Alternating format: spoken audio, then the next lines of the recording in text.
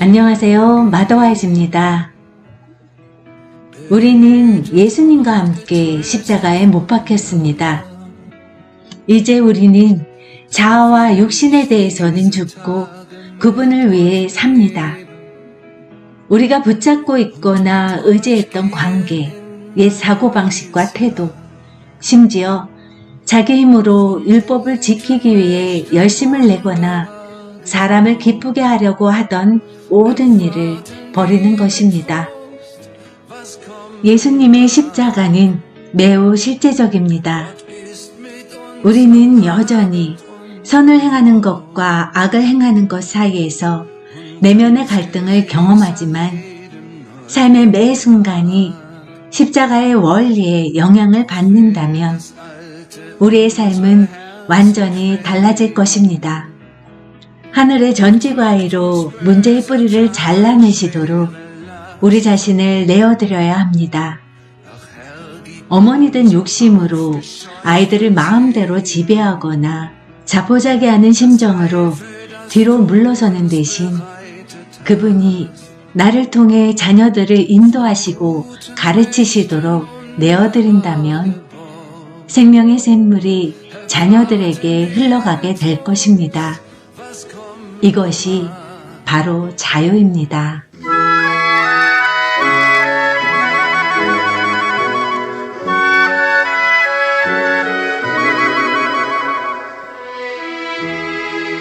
십자가의 탁월함. 기도로 시작하기. 주님, 주님의 주권을 잠잠히 묵상합니다. 저는 주님의 피조물입니다. 주님 앞에 저를 겸손히 내려놓습니다. 아멘. 고함치고 소리를 질러야 아이들이 말을 듣는다고 생각하는 가정에서 성장한 경우라면 어떨까? 할머니는 어머니에게 소리를 지르고 어머니는 나에게 소리를 질렀을지 모른다. 그래서 나 역시 자녀들에게 툭 하면 소리를 지르는 게 일상이 되었을지 모른다. 앞에서 우리는 이런 악순환의 사슬이 어떻게 깨어지는지 배웠다. 예수님이 십자가에서 돌아가시고 다시 살아나신 것은 바로 그런 상황에서 우리를 자유롭게 하시기 위해서였다. 우리는 흔히 그분이 죽음과 부활이 오직 우리를 천국으로 인도하기 위해서라고 생각한다.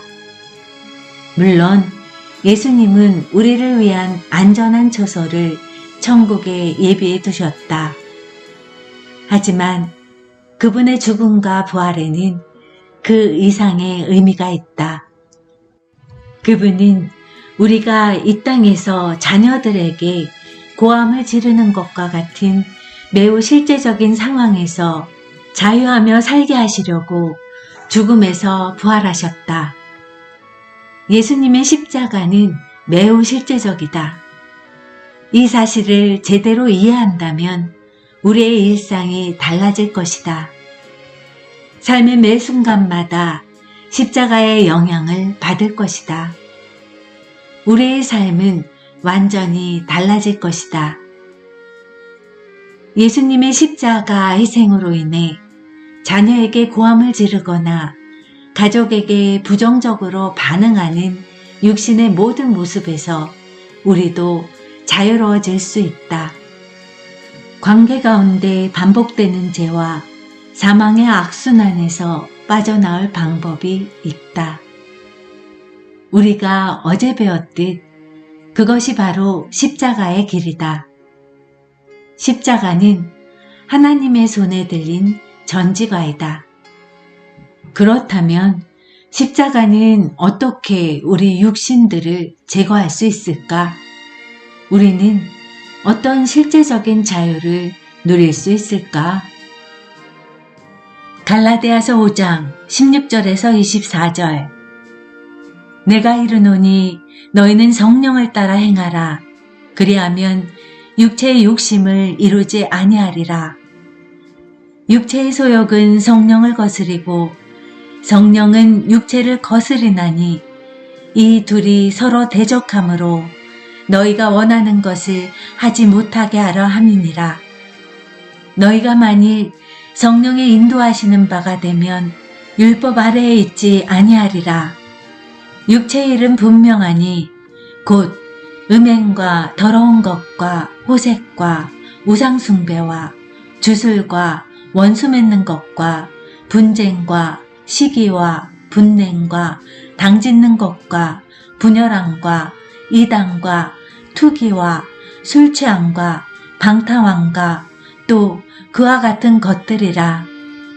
전에 너희에게 경계한 것 같이 경계하노니 이런 일을 하는 자들은 하나님의 나라를 유업으로 받지 못할 것이요 오직 성령의 열매는 사랑과 희락과 화평과 오래 참음과 자비와 양성과 충성과 온유와 절제니 이 같은 것을 금지할 법이 없느니라. 그리스도 예수의 사람들은 육체와 함께 그 정욕과 탐심을 십자가에 못 박았느니라. 우리는 날마다 모든 관계 속에서 사랑과 기쁨과 평안함을 드러내기 원한다. 자녀뿐 아니라 남편과 직장 동료와도 평화롭고 조화롭게 살아가기 원한다. 성령의 열매가 우리에게서 흘러나가기를 원한다. 갈라디아서 5장 24절에 따르면 그것을 이루는 방법은 하나뿐이다. 하늘의 농부께서 우리가 더 많은 열매를 맺기 원하신다면 그분이 하늘의 가위로 문제의 뿌리를 잘라내시도록 우리 자신을 내어드려야 한다. 육신은 수리가 필요한 게 아니라 죽어야만 하는 것이다. 그저 깨끗하게 하는 것이 아니라 십자가에 못 박아야 한다. 로마서 6장 4절에서 7절. 그러므로 우리가 그의 죽으심과 합하여 세례를 받음으로 그와 함께 장사되었나니 이는 아버지의 영광으로 말미암아 그리스도를 죽은 자 가운데서 살리신과 같이 우리로 또한 새 생명 가운데서 행하게 하려 함이라. 만일 우리가 그의 죽으심과 같은 모양으로 연합한 자가 되었으면 또한 그의 부활과 같은 모양으로 연합한 자도 되리라. 우리가 알거니와 우리의 옛사람이 예수와 함께 십자가에 못 박힌 것은 제 몸이 죽어 다시는 우리가 죄의 종 노릇하지 아니하려 함이니 이는 죽은 자가 죄에서 벗어나 의롭다 하심을 얻었음이라.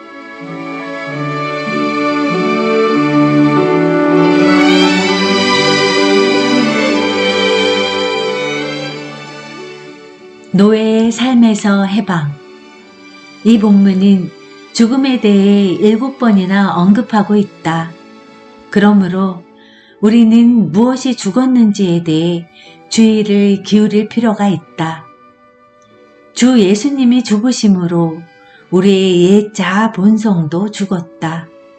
우리는 주님과 함께 십자가에 못 박힌 것이다.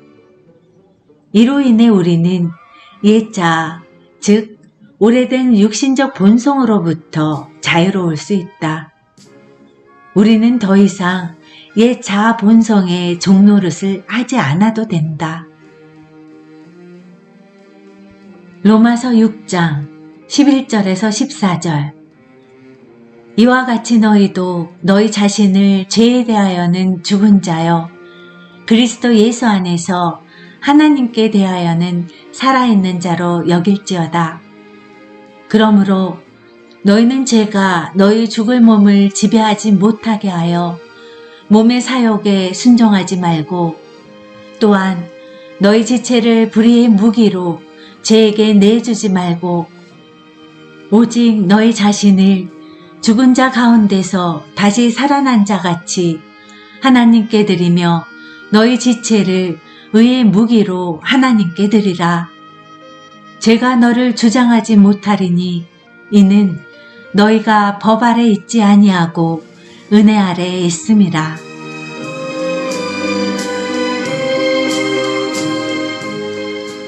우리는 주변 사람들을 우리 뜻대로 좌지우지하기 위해 소리를 지르거나 폭언을 하거나 토라지는 육신의 성향을 따라 살 필요가 없다.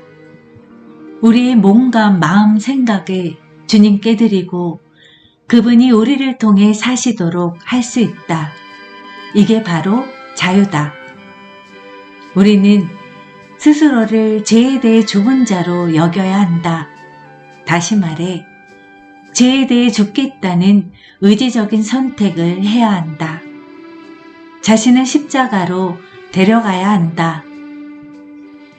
얼마 전 육신이 아닌 성령으로 행하라는 주님의 강력한 권고를 받았다.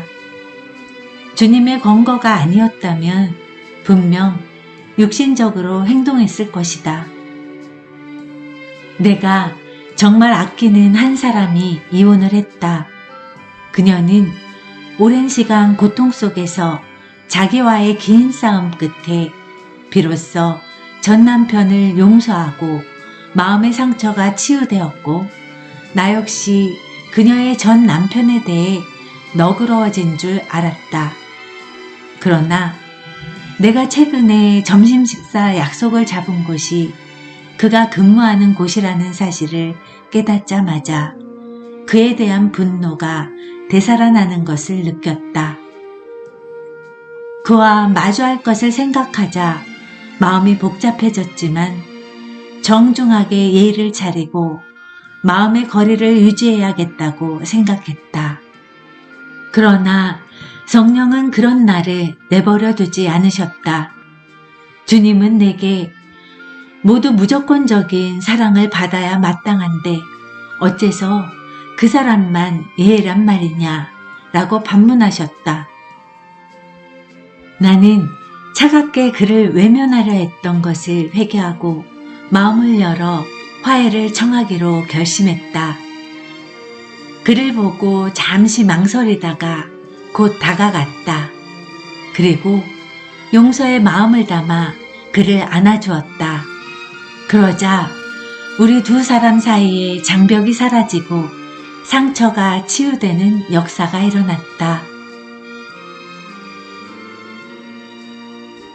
로마서 8장 12절에서 13절. 그러므로 형제들아 우리가 빚진 자로 돼 육신에게 져서 육신대로 살 것이 아니니라.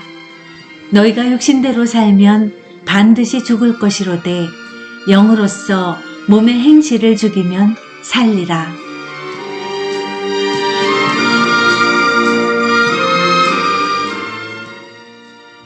육신은 사망을 부르고 성령은 생명으로 인도한다. 어머니로서의 욕심을 충족시키려고 아이들을 마음대로 조종하고 지배하려 든다면 반드시 영적 죽음에 이르게 된다. 또한 성령을 소멸하게 될 것이다. 우리를 통해 자녀에게 흘러가야 할 예수님의 생명이 단절될 것이다. 그러나 내 안에 사시는 예수님의 생명에 나 자신을 열어드리고 그분이 나를 통해 자녀들을 인도하고 가르치시도록 내어드린다면 생명의 샘물이 자녀들에게 흘러들게 된다. 이것이 바로 자유다. 십자가 사건은 분명 역사적인 사실이다. 그러나 과거의 시간과 장소에만 국한된 사건이 아니라는 것을 이해하기 바란다. 십자가는 믿는 자들의 삶 가운데 지속적으로 역사하는 하나의 원리라는 것 또한 이해하길 바란다. 이 십자가 못 박히는 원리는 자아 본성 또는 육신에 대해 죽는 것을 의미한다. 이는 그리스도 예수 안에서 약속으로 받은 자유를 얻기 위해 반드시 필요한 과정이다.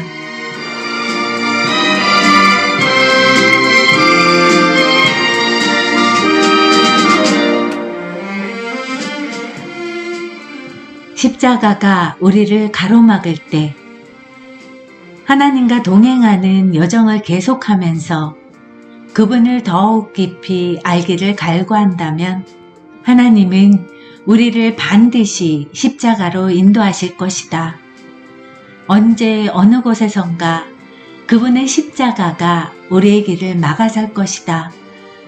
그분이 우리를 가로막으시는 그 갈림길에서 우리는 반드시 한 가지 결정을 내려야 한다. 내가 원하는 것을 내가 원하는 때에 내가 원하는 방식으로 얻기 위해 육신을 쫓아 살 것인가, 아니면 내가 원하는 모든 것을 내려놓고 하나님이 원하시는 삶을 살기 위해 십자가로 갈 것인가, 나를 포기하고 내어드릴 것인가, 내 길로 가기를 고집할 것인가. 빌립보서 1장 21절 이는 내게 사는 것이 그리스도니 죽는 것도 유익함이라.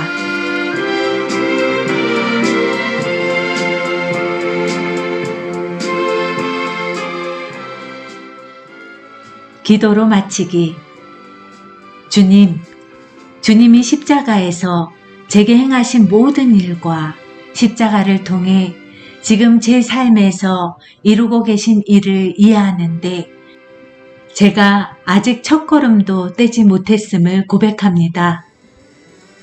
제가 주님이 행하시는 일을 이해하지 못할 때에도 제 삶에 계속 역사해 주시기를 간구합니다. 제가 현재의 영적 상태에 만족하고 안주하지 않도록 도와주소서. 주님에 대해 더욱 굶주리고 목마르게 해주시고 오직 주님만 원하게 해주소서. 예수님의 이름으로 기도합니다. 아멘.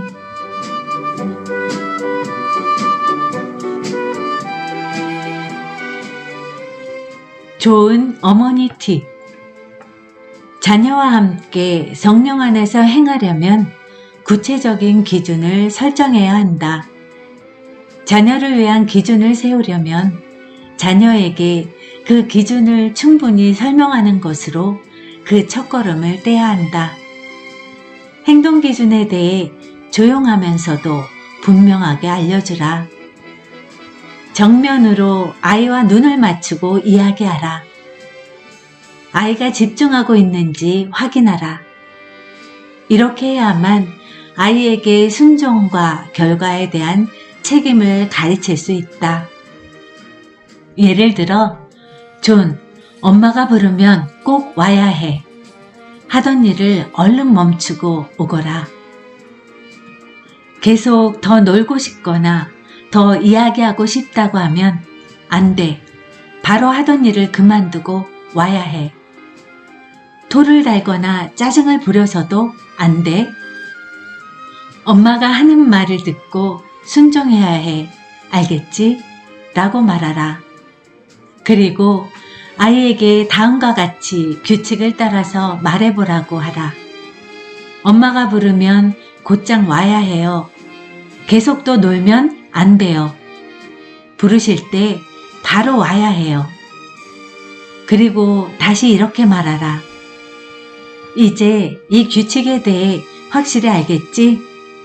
잘 몰랐다고 핑계대며 이 규칙을 어겨선 안 돼? 그리고 아이에게 네 엄마 잘 알겠어요 라고 대답하는지 확인하라. 아이가 규칙을 잘 지키면 칭찬해주라.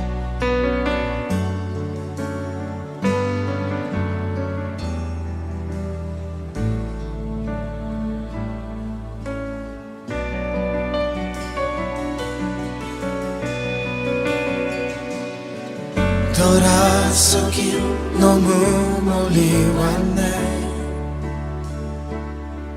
내 삶 주께 올려드립니다.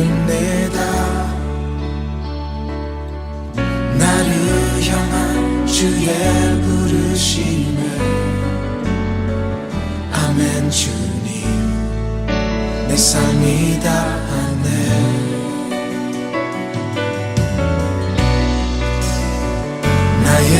뜻을 정해놓으라 내 모든 것 다 드리리라 이 좁은 길 유일한 길 돌아서지 않으리라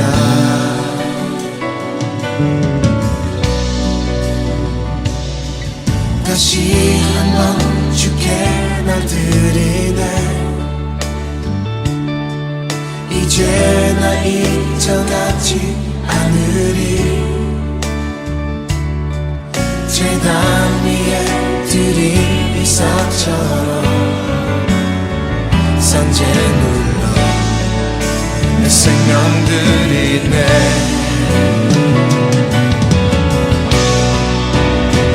나의 뜻을 정해놓으라 내 모든 것 다 드리리라 이 좁은 길 유일한 길 돌아서지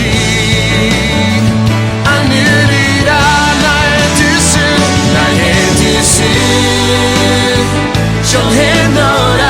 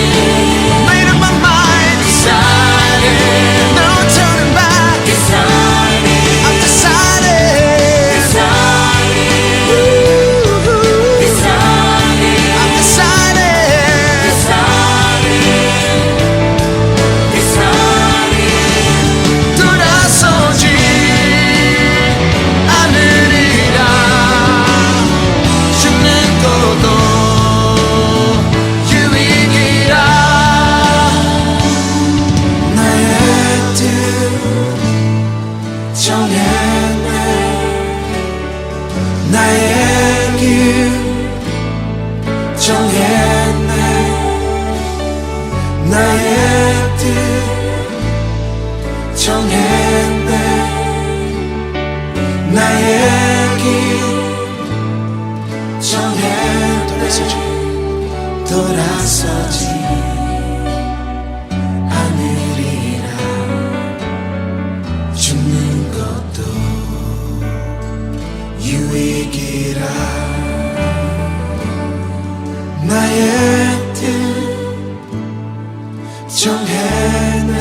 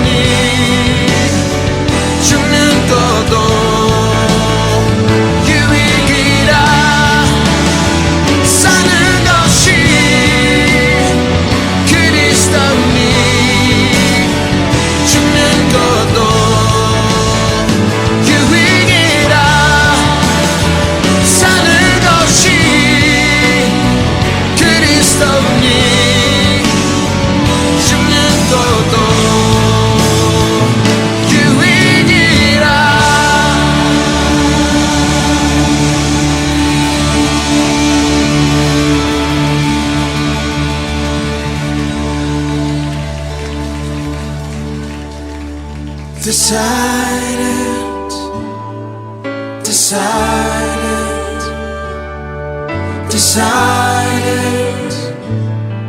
decided.